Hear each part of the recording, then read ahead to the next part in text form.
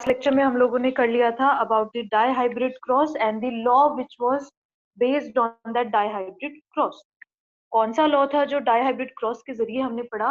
That was law of independent assortment, जिसमें हमने सीखा कि F2 जनरेशन में जैसे कि मोनोहाइब्रिड क्रॉस में हो रहा था कि in case of monohybrid cross F2 generation में both the parental character were seen but no new characters were made in case of monohybrid cross.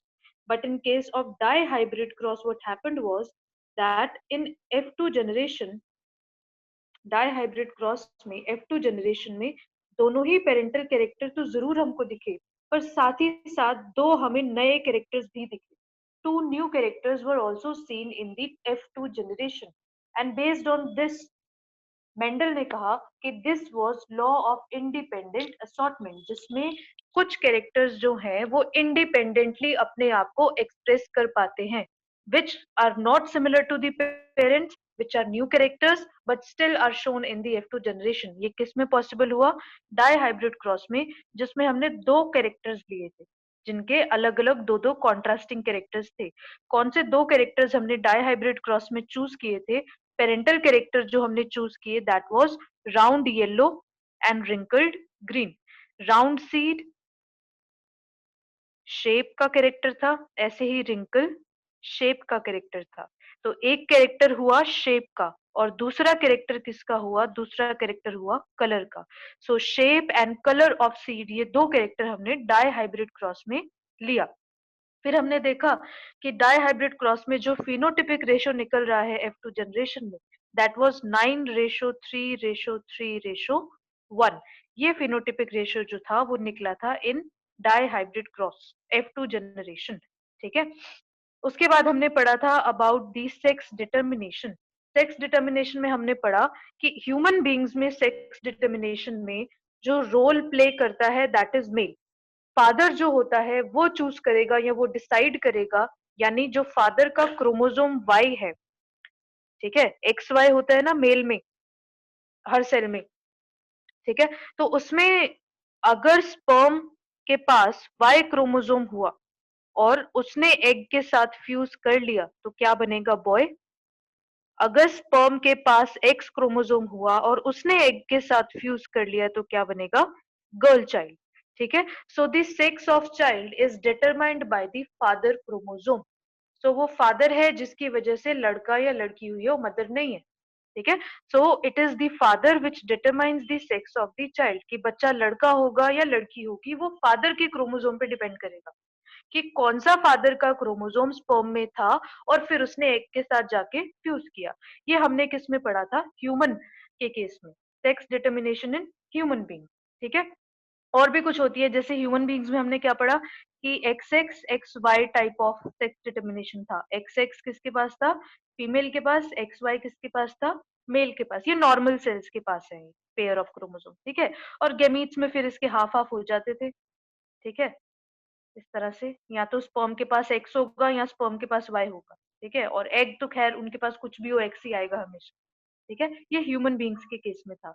और भी बहुत सारे एग्जांपल्स होते हैं सेक्स डिटर्मिनेशन के, जैसे कि ये X Y and X X, X Y female and X X जो है वो मेल, बिल्कुल उल्टा, ह्यूमन वाले से एकदम उल्टा.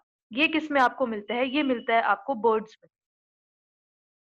बर्ड्स में मिल जाएगा, फिशेस में भी मिल जाता है, ये रेप्टाइल्स में भी मिल जाता है, स्नेक्स लिजर्ड्स वगैरह उसमें भी मिल जाता है आपको. ठीक है. तो एक्स वाई एक्स एक्स, जिसमें X Y is female and X X is male. ठीक है. तो मतलब हेट्रोगेमेटिक कौन है इसमें? फीमेल. और होमोगेमेटिक कौन है? मेल.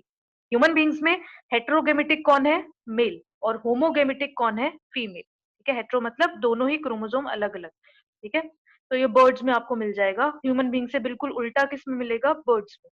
एक होता है X X and X O type of sex determination. X X आपको मिलेगा फीमेल और एक्सओ मिलेगा आपको मेल में. मतलब ये क्रोमोसोम है जो आपको एक्स एक्स है तो फीमेल में मिलेगा, एक्स ओ है तो मेल में मिलेगा. ठीक है. इस टाइप का आपको मिल जाता है इंसेक्ट्स में. ये इंसेक्ट्स में X X X O type of system आपको मिलता है इंसेक्ट्स में. साथ ही साथ आपको ये जो राउंड वॉर्म्स होते हैं एस्कैरिस, उसमें भी यही टाइप आपको मिलेगा. ठीक है। तो कॉकरोच, ग्रासहोपर वगैरह उसमें X X O type of system होता है। ठीक, चलिए। इसके बाद आपको एक चीज समझनी है। ड्रोसोफिला के केस में, इन केस ऑफ ड्रोसोफिला, ठीक है,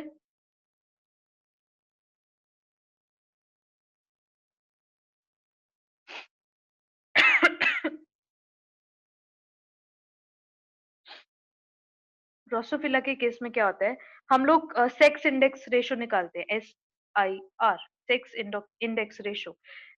तो sex index ratio in case of Drosophila हम लोग कैसे निकालते हैं, number of x chromosome divided by number of autosome, ठीक है, तो कितना हो गया x/a, ठीक है। इसकी रेशो आती है पूरी, जैसे अगर इसका जो रेशो है, उसका जो रिजल्ट आया है, इफ इट इज 1 तो फीमेल होगा, अगर वो है 0.5 तो मेल होगा, if it is more than 1 तो सुपर फीमेल होगी, if it is less than 0.5 तो सुपर मेल होगा, ठीक है। और 0.5 से 1 के बीच में है तो इंटरसेक्स हो गई, थोड़ा एक्स्ट्रा नॉलेज था, ठीक है। ड्रोसोफिला में हम सेक्स इंडेक्स रेशो इस तरह से निकालते हैं, number of x chromosome divided by number of autosomes, ठीक है। कुछ कई बार जो सेक्स डिटर्मिनेशन है वो एनवायरनमेंट भी कर लेता है, मतलब एनवायरनमेंट के हिसाब से भी सेक्स डिटरमाइन हो जाते हैं। कैसे, बेस्ट एग्जांपल है इसका टर्टल्स। टर्टल्स आर रेप्टाइल्स, ठीक है।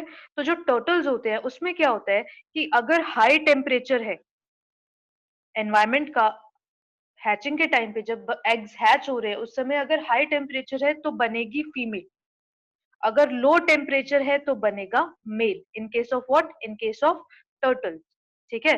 तो टर्टल्स में, इन सब में कुछ रेप्टाइल्स में जो है सेक्स डिटर्मिनेशन होता है विद द एनवायरनमेंट, ठीक है। एनवायरनमेंट के हिसाब से भी सेक्स डिटर्मिनेशन हो सकता है, ठीक है, सिर्फ क्रोमोसोम के हिसाब से नहीं।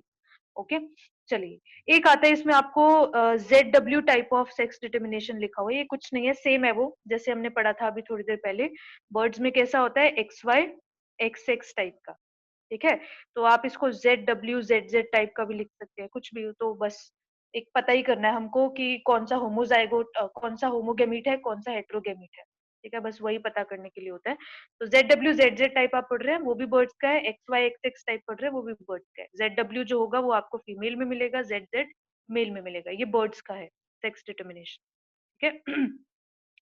ये चीजें हमने कल पढ़ ली थी, ठीक है, उसका थोड़ा सा आज हमने और रिवीजन कर लिया। नेक्स्ट आपका टॉपिक आता है about the chromosomal theory of inheritance, बहुत इजी थ्योरी थी ये। इसमें क्या किया, मेंडल ने तो ठीक से बता दिया कि इनहेरिटेंस के क्या लॉज होने चाहिए वगैरह वगैरह सब कुछ क्या होना चाहिए। अब जब मेंडल बेचारा अपने एक्सपेरिमेंट कर रहा था उस समय पे ना अच्छे से माइक्रोस्कोप्स डेवलप थे, ना कुछ ऐसा, कुछ ज्यादा डेवलपमेंट्स थी नहीं साइंस में उस समय, तो क्या ऊपर से उसके जो रिजल्ट्स थे वो भी स्टेटिस्टिकल फॉर्म में थे, सारे मैथमेटिकल फॉर्म में थे। तो उस समय के जो साइंटिस्ट थे उन्होंने मेंडल का काम इतना अप्रूव नहीं किया, या उसको इतनी अप्रूवल या इतना ज्यादा फेमस नहीं हो पाया मेंडल उस समय में। अदरवाइज ऐसा नहीं है उसका काम में कुछ गलती थी या कुछ थी, ऐसा कुछ नहीं है, पर इतना फेमस नहीं हो पाया, इतना अप्रूवल मिल नहीं पाया उसके काम को। जब माइक्रोस्कोप्स वगैरह डेवलप हो गए उसके बाद और भी बहुत सारी डिस्कवरीज एक साथ फिर होने लग गई थी। तो उस समय फिर कुछ साइंटिस्ट थे, उन्होंने कहा भाई मेंडल ने तो बहुत अच्छा काम कर दिया, हमें हमको इसको आगे पहुंचाना ही चाहिए, ठीक है। तो कुछ साइंटिस्ट थे जिन्होंने मेंडल के काम को आगे पहुंचाने का सोचा कि हम इसको और भी अच्छे लेवल पे बताना चाहते हैं।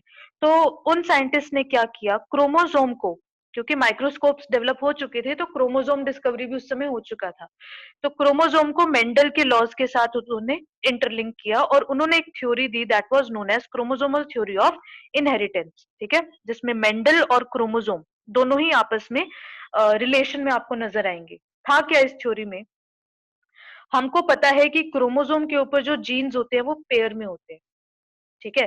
क्रोमोसोम पे जो जीन्स है वो कैसे होता है, वो पेयर में होता है, ठीक है। और ये पेयर ऑफ जीन्स को हम लोग क्या बोल देते हैं, एलील्स। पेयर ऑफ जीन्स को हम लोग क्या बोल देते हैं, एलील्स। ये एलील्स कहाँ पे प्रेजेंट होते हैं, ये प्रेजेंट होते हैं, ये मान लीजिए एक क्रोमोसोम है, ये दूसरा क्रोमोसोम, ये एक क्रोमोसोम फादर से आया है, ये दूसरा क्रोमोसोम मदर से आया है, and these are homologous chromosome. क्या है ये, होमोलोगस क्रोमोसोम, ठीक है। तो मान लो कोई भी एक जीन था, मान लो जीन था फॉर आई, ठीक है, मान लो जीन था फॉर आई कलर के लिए जीन था, ठीक है। अब आई कलर मान लो ब्लैक था, ये मैंने इसको ऐसे इस तरह से डिनोट कर दिया, बी, कैपिटल बी। और एक आई कलर था ब्राउन, मदर का आई कलर था ब्राउन, फादर का आई कलर था ब्लैक। ब्लैक को कैपिटल बी से डिनोट किया है और ब्राउन को स्मॉल बी से डिनोट किया है, ठीक है। आप देख सकते हैं ये दोनों ही क्रोमोसोम जो है उसमें जो इस एलील, ये क्या है, एक ही जीन का पेयर, एक ही जीन का पेयर क्या है, जैसे कि black eyes brown eyes, gene क्या है आई कलर का, एलील ब्राउन, राइट। तो वो एलील आप देख सकते हैं एक ही लोकेशन पे प्रेजेंट है दोनों ही क्रोमोसोम में। ये क्रोमोसोम क्या है, होमोलोगस क्रोमोसोम है इस वक्त, और ये जो एलील है ये एक ही लोकेशन पे प्रेजेंट है, ठीक है। This allele is present on same location, ठीक है। तो साइंटिस्ट ने बताया कि जब एलील्स जो सेम लोकेशन पे प्रेजेंट हैं, ठीक है, जब एलील सेम लोकेशन पे प्रेजेंट हैं, तो जब इन दो होमोलोगस क्रोमोसोम के बीच में क्रॉसिंग ओवर होगा या इस एलील को नेक्स्ट जनरेशन में पास होना होगा, तो वो उस हिसाब से पास हो जाएगा, ठीक है। ये बात तो मेंडल नहीं बता पाए ना, मेंडल ये नहीं बता पाए कि कैसे जो एलील्स है वो नेक्स्ट जनरेशन में पास होंगे या क्या है, उन्होंने बस लॉज बता दिए इनहेरिटेंस के, ठीक है। तो क्रोमोसोमल थ्योरी ने क्या बताया कि the pairing and separation of a pair of chromosome, pair of chromosome क्या है, होमोलोगस क्रोमोसोम, ठीक है। The pairing and separation of a pair of chromosome would lead to the segregation of a pair of factors they carried, ठीक है। मान लो ये कोई chromosome है, ठीक है, ठीक। अब मान लो ये क्रोमोसोम जो है वो सेपरेट हो गए, ठीक है। वैसे तो पेयर्ड होते हैं हम लोग उस क्रोमोसोम सेल डिवीजन के समय में, ये मान लो अलग अलग हो गए। अब अलग अलग हो गए तो इनके ऊपर जो एलील्स थे वो भी अलग अलग हो गए, और वो अलग अलग अब अपने आप को एक्सप्रेस करेंगे, ठीक है। उसी को बताया सटन एंड बोवेरी ने कि the pairing and separation of a pair of chromosome would lead to the segregation of pair of factors, उस हिसाब से फिर वो जीन्स अपने आप को अलग तरह से एक्सप्रेस कर पाएंगे, ठीक है। प्लस एक और बात इन्होंने ऐड की कि क्रोमोसोमल सेग्रीगेशन और मेंडेलियन प्रिंसिपल्स को आपस में जब हम लोग एक साथ पढ़ते हैं तो क्या बोला जाता है, क्रोमोसोमल थ्योरी ऑफ इनहेरिटेंस। ये तो एक बात थी। दूसरी बात अब देखें क्या होती है। दूसरी बात आई थी about linkage and recombination. Linkage और रिकॉम्बिनेशन दोनों ही आपस में एकदम अलग चीजें हैं, ठीक है। लिंकेज का मतलब क्या है कि मान लो ये कोई क्रोमोसोम है और उसके ऊपर ये दो जीन्स है, ठीक है, वो आपस में बहुत क्लोज है।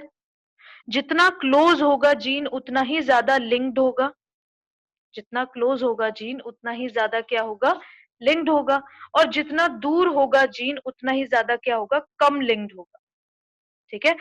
क्या होता है कि जब दो जीन्स डाइहाइब्रिड क्रॉस की आप एग्जांपल ले लो कि ठीक है, तो मान लो दो जीन्स जो हैं वो एक ही क्रोमोसोम पे प्रेजेंट है,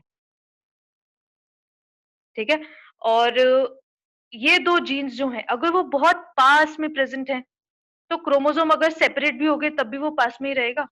अगर ये दो जीन्स दूर दूर प्रेजेंट होते तो क्रोमोसोम्स जब सेपरेट हो जाएंगे तो ये जीन्स भी दूर दूर हो गए, ठीक है। और जितना दूर जीन होगा उतना ज्यादा उसमें रिकॉम्बिनेशन के चांसेस हैं, उतना ज्यादा चांसेस हैं कि वो रिकॉम्बिनेशन शो कर पाए या वो वेरिएशन शो कर पाए, ठीक है। तो इससे क्या पता चला कि जितना ज्यादा लिंक्ड जीन होगा उतना कम रिकॉम्बिनेशन होगा, और जितना ज्यादा अनलिंक्ड या दूर दूर जीन्स प्रेजेंट होंगे उतना ही ज्यादा चांसेस है रिकॉम्बिनेशन के, ठीक है। एक बार डिफरेंस देख लेते हैं हम क्रॉसिंग ओवर और लिंकेज में। क्रॉसिंग ओवर क्या होता है, it leads to the separation of linked genes. जैसे मान लीजिए ये एक क्रोमोसोम है, ये दूसरा क्रोमोसोम है, ये हो रहा है क्रॉसिंग ओवर यहाँ पे, ठीक है। तो क्रॉसिंग ओवर में क्या हुआ, जो दो लिंक्ड जीन थे उनका सेपरेशन होने का चांसेस है। Crossing over is recombination only, ठीक है। तो क्रॉसिंग ओवर या रिकॉम्बिनेशन के समय में क्या है, जो लिंक्ड जीन है उनका सेपरेशन होने का चांसेस है, बट लिंकेज क्या होता है, इट इज दी लिंकेज और being together of two genes, ठीक है।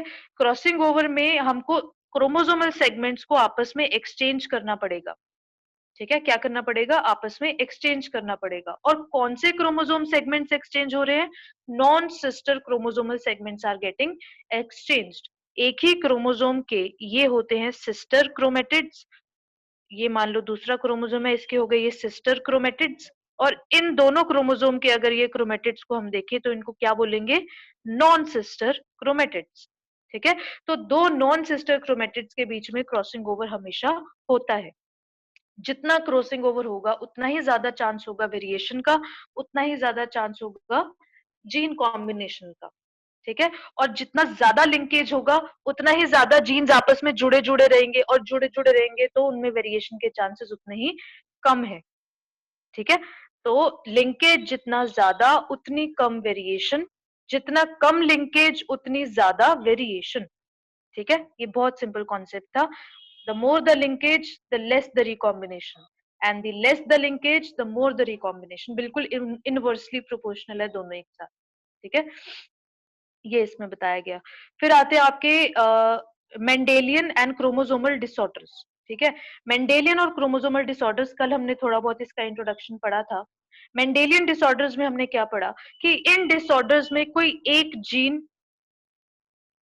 ठीक है, या एलील, वो गड़बड़ हो जाता है। ठीक है, उसके एग्जाम्पल हम पढ़ते हैं। एग्जाम्पल में हमने क्या पढ़ा, सबसे पहला था हीमोफीलिया। हीमोफीलिया एक ऐसी बीमारी है, जैसे मान लो आपके शरीर में कोई कट लग गया अंदर या बाहर। ठीक है, तो जब कट लगेगा तो खून बहता रहेगा, बहता रहेगा, बहता रहेगा, वो रुकेगा ही नहीं, जिसकी वजह से आप में खून की कमी हो जाएगी।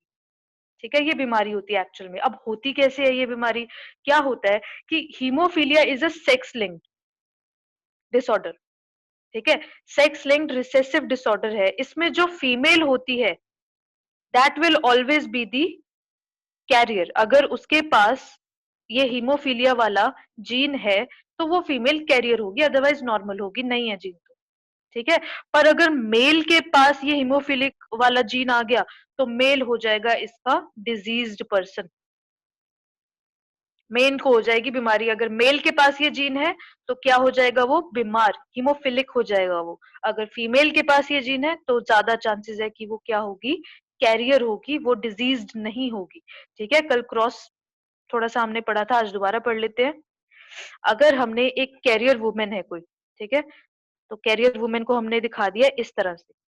ओके, उसके पास एक है क्रोमोसोम जिसके पास हीमोफिलिक जीन है। ठीक, उसको हमने क्रॉस कराया एक नॉर्मल बॉय के साथ। बनाओ इसके गेमीट्स, बनाओ इसके गेमीट्स, ये बनेंगे, इसके ये और ये गेमीट्स बन गए।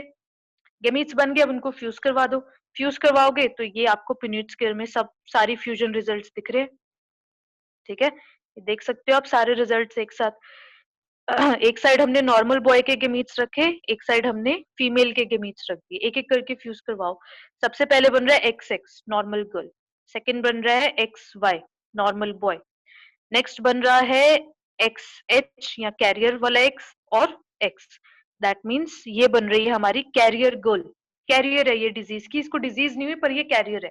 ठीक है, और नेक्स्ट आएगा ये कैरियर वाला एक्स और साथ में वाई, ये तो बन गया डिजीज्ड बॉय, हीमोफिलिक बॉय।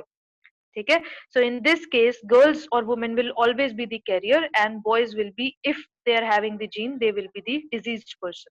ठीक है, नेक्स्ट डिजीज आती है मेंडेलियन डिसऑर्डर में, that is sickle cell anaemia. Sickle मतलब वो जो ये खेत में होता है ना, वो फसल काटने के लिए इस तरह का, दैट इज सिकल, उससे नाम आया है। बिकॉज जो आरबीसी होती है आपकी, वो आरबीसी बिल्कुल इस तरह की हो जाती है, सिकल शेप्ड हो जाती है।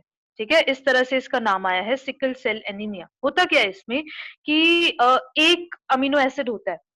ठीक है, एक अमीनो एसिड की चेंज हो जाती है उसकी पोजीशन से। कैसे, देखो, हमने जेनेटिक कोड्स वगैरह सब पढ़ा हुआ है। ठीक है, तो अब आपको और भी सिंपल होएगा ये समझना। मान लो ये कोई है इस तरह से अमीनो एसिड की चेन। ठीक है, और इस अमीनो एसिड की चेन में मान लो ये था ग्लूटामिक एसिड।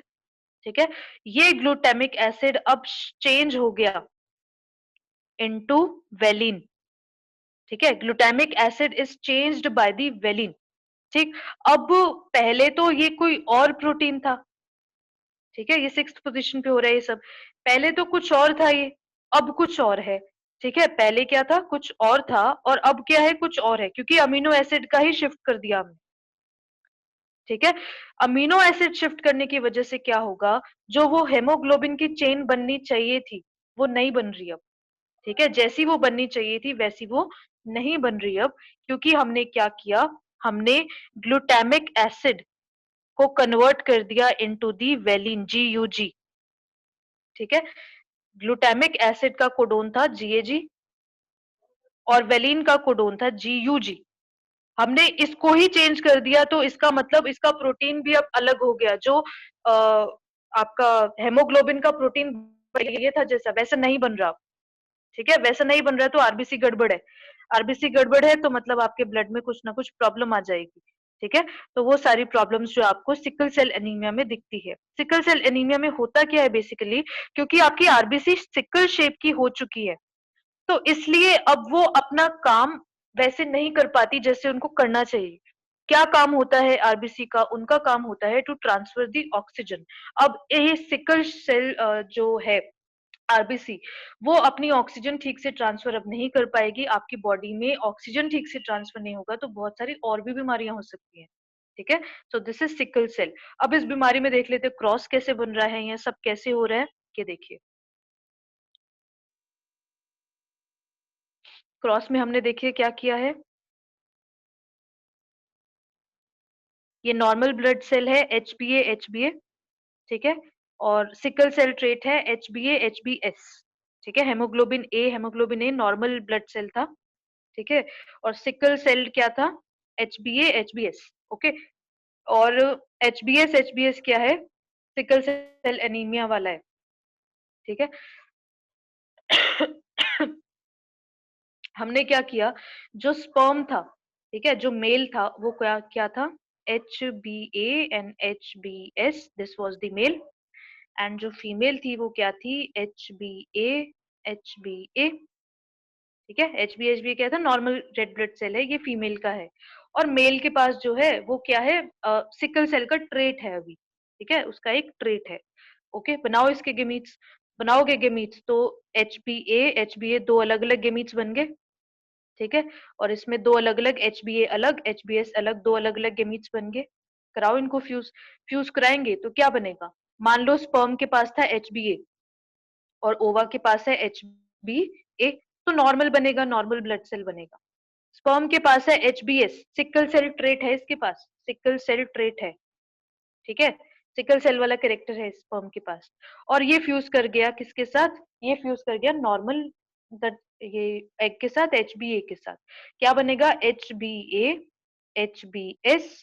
ये बीमार नहीं है पर इसके पास वो वाला ट्रेट है। ठीक है, तो ये एक तरह से कैरियर भी बोल सकते हैं आप इसको, इनके पास ट्रेट है, ये आगे डिजीज फैला सकते हैं। ठीक है, ये दो बन गए। लास्ट में फ्यूज करवाओ HbS स्पर्म और HbS एग को, HbS स्पर्म और HbS एग को अगर हम फ्यूज करवाएंगे, एस था ये। ठीक है, अगर HbS स्पर्म और HbS फीमेल को अगर हम फ्यूज करवाएंगे तो क्या बनेगा हमारा, HB haemoglobin S। That was the जो होमोजाइगस कंडीशन है SS, वो क्या है, सिकल सेल अनीमिया बीमारी है। ठीक है, तो वो बीमारी कॉज करवाएगी जिनके पास ये आ जाएगा।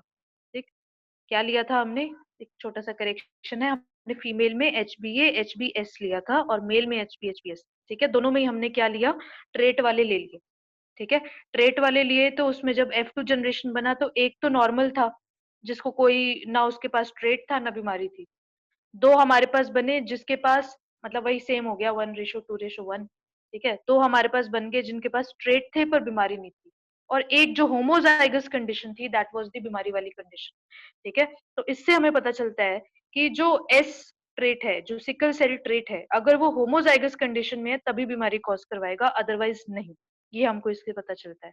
ठीक है, नेक्स्ट जो मेंडेलियन डिसऑर्डर आता है that is phenyl ketone urea. Phenyl ketone urea जो है वो बेसिकली आपका मेटाबॉलिक डिसऑर्डर है।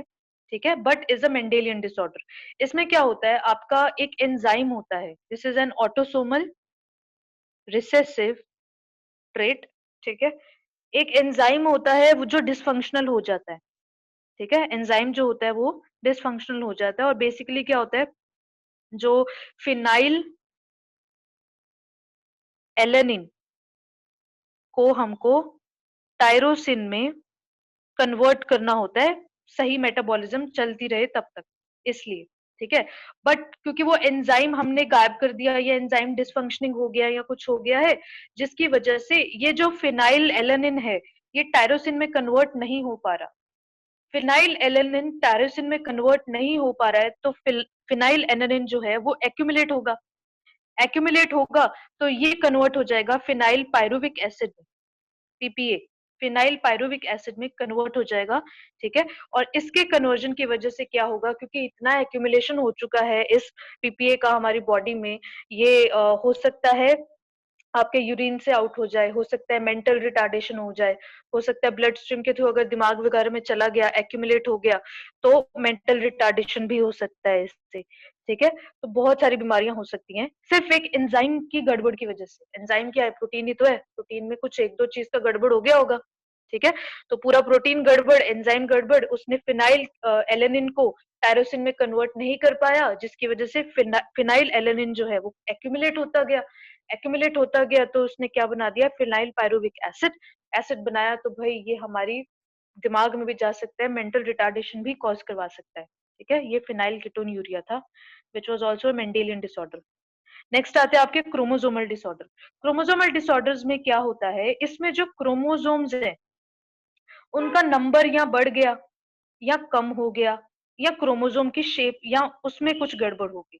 ठीक है, तो उसकी वजह से क्या होता है, ये डिसऑर्डर्स हो सकते हैं, जैसे कि डाउन सिंड्रोम।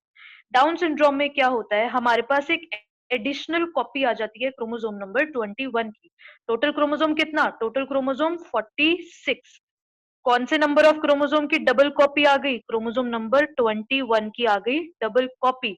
डबल कॉपी हो गया तो टोटल क्रोमोसोम कितने हो गए, 47।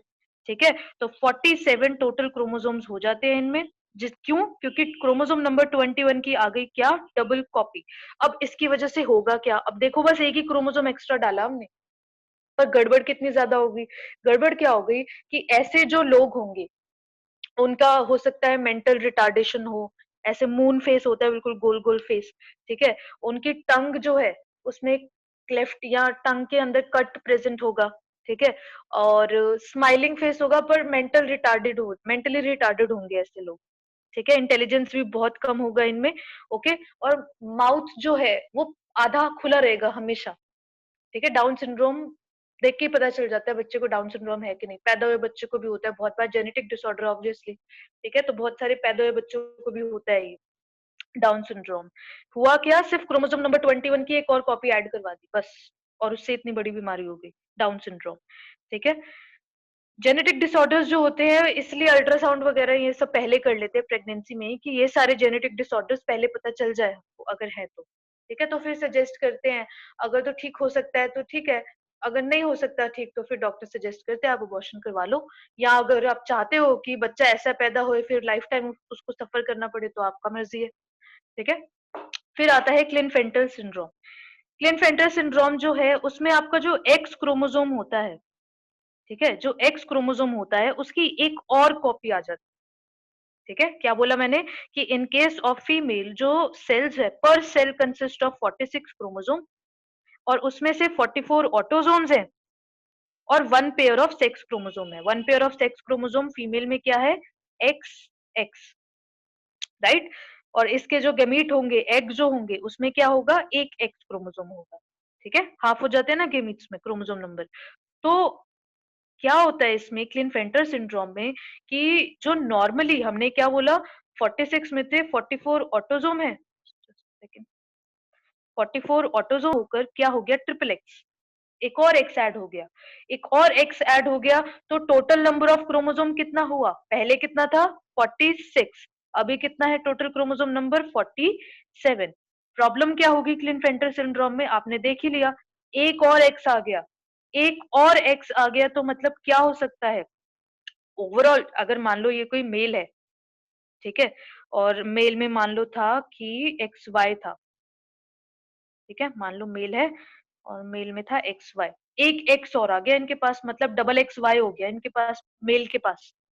ठीक है, अब डबल एक्स वाई मतलब अदरवाइज तो ये नॉर्मल मेल होता है एक्स वाई के साथ, पर अब एक और एक्स आ गया, तो इनका बॉडी तो सही रहेगा, मस्कुलिन बॉडी होगा, सब कुछ मेल कैरेक्टर्स होंगे इनकी बॉडी में, बट फीमेल डेवलपमेंट थोड़ी थोड़ी, जैसे थोड़ी थोड़ी ब्रेस्ट डेवलपमेंट हो जाएगी और वॉइस में चेंज आ सकता है इनके, ठीक है। तो फीमेलनेस आ जाती है ऐसे लड़कों में, ऐसे बॉयज में, अगर उनमें एक एक्स्ट्रा एक्स की कॉपी हम डाल दे तो फीमेलनेस आ जाती है ऐसे लड़कों में, ठीक है। मैस्कुलिन बॉडी होते हैं, सब कुछ मेल वाला ही रहेगा, बट फीमेल कैरेक्टर एक्स्ट्रा आ जाता है, ठीक है।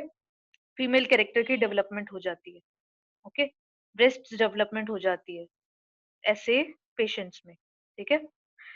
नेक्स्ट आता है आपका टर्नर सिंड्रोम। टर्नर सिंड्रोम जो होता है वो डिलीशन या एब्सेंस की वजह से होता है। टर्नर सिंड्रोम में क्या होगा, it is caused by the absence of x chromosome. X chromosome की एब्सेंस की वजह से होगा। अगर ये किसी फीमेल में है तो एक क्रोमोसोम क्या कर दिया हमने, एब्सेंट कर दिया। नॉर्मली फीमेल में क्या हो रहा था, 44 autosome and X x, one pair of sex chromosome, ये नॉर्मल था। पर अब क्या हो रहा है टर्नर सिंड्रोम में, 44 ऑटोसोम और एक एक्स बस, ठीक है। दूसरे को आप ओ भी लिख सकते हैं, जीरो भी लिख सकते हो, ठीक है। Only one X is there now, एक एक्स कम हो गया। अब ऐसी जो फीमेल्स होंगी जिसमें एक एक्स हमने कम करवा दिया है, ऐसी फीमेल्स आर स्टेराइल या इनफर्टाइल, ठीक है। ऐसी फीमेल जो है वो बच्चा पैदा नहीं कर सकती, वो स्टेराइल है, ठीक है, क्योंकि उनमें क्या है, ये एक प्रॉब्लम आ गया क्रोमोसोम में, एक क्रोमोसोम उसमें एब्सेंट था एक्स, जिसकी वजह से अब वो स्टेराइल है, बच्चे वगैरह नहीं कर सकती, ठीक है। और सेकेंडरी सेक्सुअल कैरेक्टर्स जो होते हैं जैसे ब्रेस्ट फॉर्मेशन, फीमेलनेस, पिच ज्यादा होना वॉइस की, ये सब भी इनमें नहीं हो पाता फिर, ठीक है। राउंडिंग ऑफ हिप्स और प्यूबिक हेयर्स और रेगुलर मेंस्ट्रुअल्स है, ये सब नहीं हो पाता, ठीक है। तो ये these type of females are what, these are sterile females, ठीक है। ये आपको टर्नर सिंड्रोम का दिखाया हुआ है एक क्रॉस, इसमें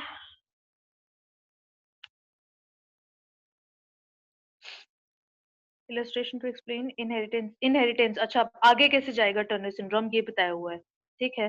तो इसमें वही है, आगे तो कैसे ही जाएगा, जैसे एक तो ओ था फीमेल के पास, ठीक है, एक क्या था, ओ था, मतलब एक था ही नहीं उनके पास, तो आगे वो अपनी नेक्स्ट जनरेशन में भी पास ऑन कर सकते हैं, ठीक। ये था इसमें। सो एक इसमें बस टॉपिक बच गया पेडिग्री एनालिसिस, वो आपको मैं पिक्चर्स के साथ दिखाना चाहूंगी, तो वो हम नेक्स्ट लेक्चर में करेंगे। दूसरी बात, आपका जितना भी ये दिसंबर एग्जाम का सिलेबस है दैट इज फिनिश्ड, ठीक है। December exam syllabus is finished, now it's your turn to start preparing for chapters. How to prepare for chapters, you have to first read it from NCERT, okay. NCERT की reading is must, like it's must, you can't skip it, ठीक है। जितना मर्जी resource book पढ़ लो, NCERT तो NCERT है, ठीक है। You have to read it, every chapter you have to read from NCERT and you have to solve the exercise question after reading that chapter, ठीक है। Solving the question makes your concept even better, even clearer, okay। You know how to answer it, you know how to uh, give the answers of that question, ठीक है। दूसरी चीज जो आपको ध्यान में रखनी है, try to answer your question with maximum diagrams you can, चाहे 2 मार्क्स का क्वेश्चन है, चाहे 3 मार्क्स का क्वेश्चन है, चाहे 5 मार्क्स का क्वेश्चन है, try to illustrate your answers with diagram, okay, or try to illustrate your answer with the help of flow chart if step अगर इसमें involved है कुछ, तो instead of writing paragraphs you can write flow chart। उससे क्या होता है कि टीचर को पता चल जाता है कि हाँ इस बच्चे को समरी का आइडिया है, if you can explain something in summary that means you know the topic, right. तो अगर आप डायग्राम्स, फ्लो चार्ट इनमें या टेबल्स, इस फॉर्म में अगर आप अपने आंसर्स को इलस्ट्रेट करते हैं तो you have chance to score better marks instead of writing paragraphs, lengthy lengthy paragraphs कोई नहीं पढ़ने वाला, ठीक है। तो try to improve your answering skills also by the time